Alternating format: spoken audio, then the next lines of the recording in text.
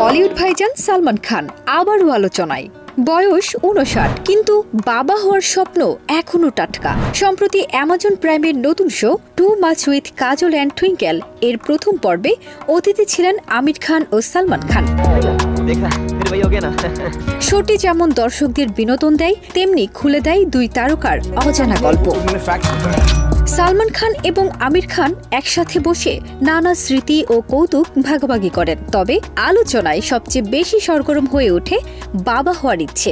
Twinkle Khanna মজা করে বলেন, সালমান নিজেই বলে সে ভার্জিন। সালমান হাসি মুখে সম্মতি দেন এবং সঙ্গে যোগ করেন, আমিরের সঙ্গে এর কোনো মিল নেই। যদিও এই দাবি নতুন নয়। 2013 সালে করণ জোহরের কফি উইথ করণে 47 বছর বয়সী সালমানও একই দাবি করেছিলেন। তবে এবার সঙ্গীতা, সৌমি, ঐশ্বরিয়া বা ক্যাটরিনার মতো ভুক্তভোগী প্রেমিকাদের প্রসঙ্গ উঠতেই খানিক ভিন্ন সুরে কথা বলেন সালমান। সালমান জানান, কয়েকজনকে সম্পূর্ণ এড়িয়ে চলি, দৌড়ে পালিয়ে যাই। এটা অভদ্রতা নয়, বরং যাতে অন্যের মনে পুরনো সম্পর্কের ছায়া না পড়ে। তিনি আরও বলেন, সম্পর্ক টেকাতে দুইজনকে একসঙ্গে এগোতে হয়। সঙ্গীতা বিছলানি এখনও পরিবারের মতো কাছের মানুষ।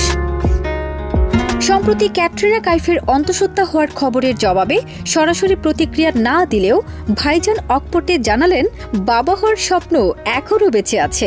সন্তান তো হবেই একদিন, খুব শিগগিরই হবে। শেষমেশ তো সন্তানের কথাই আসে, দেখা যাক। ফারজানা নিকিতা, দেশ রূপান্তর।